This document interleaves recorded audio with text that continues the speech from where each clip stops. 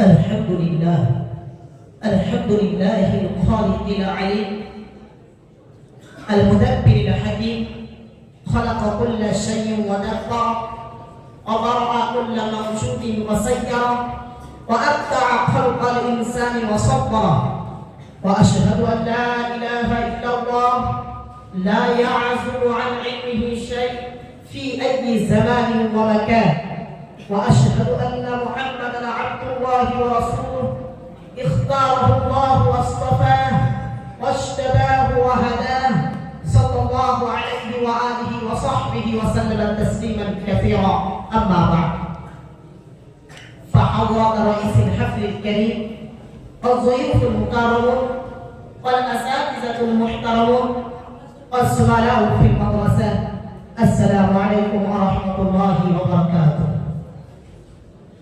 إني أقف بين أيديكم اليوم لأتحدث عن موضوع جليل وأمر عظيم، وهو التفكر والنظر في موجودات الكون.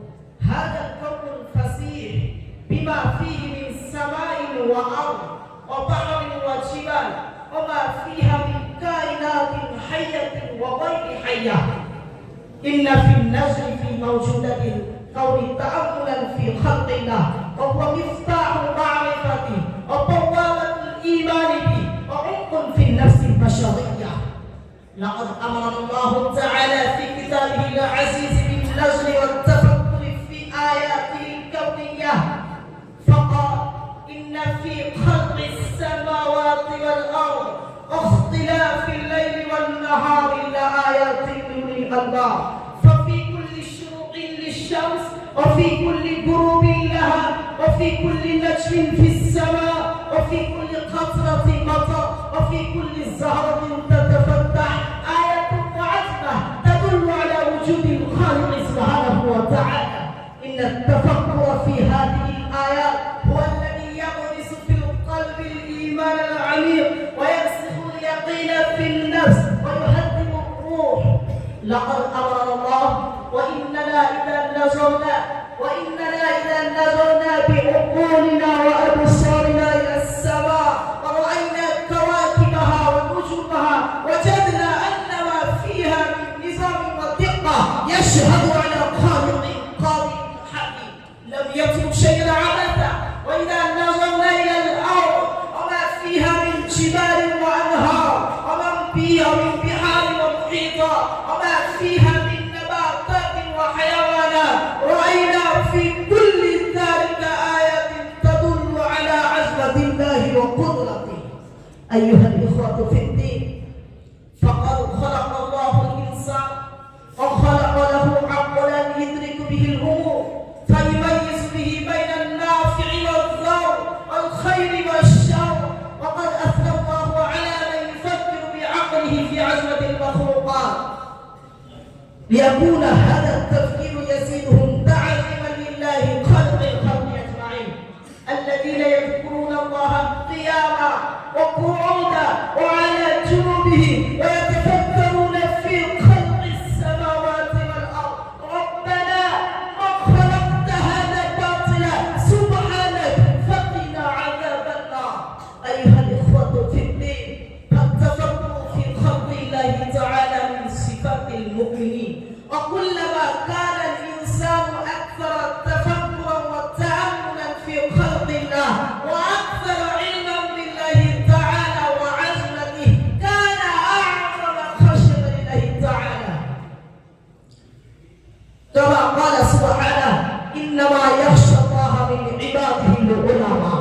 وإذا نظر العبد إلى ما خلق الله تعالى في هذا الكون من المخلوقات العظيمة والآيات الكبيرة فإنه سيرى أن في كل شيء له آية تدل على أنه سبحانه إله واحد كامل العلم والقدرة والرحمة. أيها المستمعون الكرام، من آيات الله العظيمة خلق السماوات والأرض. ومن نظر إلى السماء في حسنها وكمالها وارتفاعها وعظمتها عرف بذلك تمام قدرته سبحانه. أفلم ينظروا إلى السماء فوقهم كيف بنيناها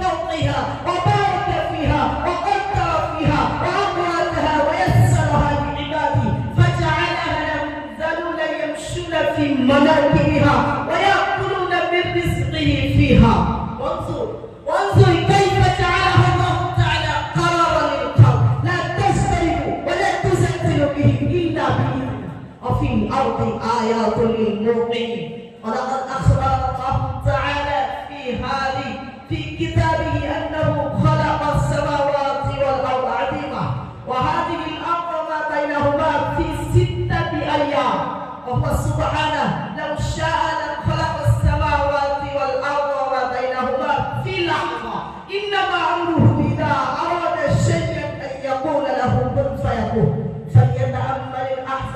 فليتأمل الإنسان في خلق نفسه كما قال عز وجل وفي أنفسكم أفلا تبصرون فيقول الشاعر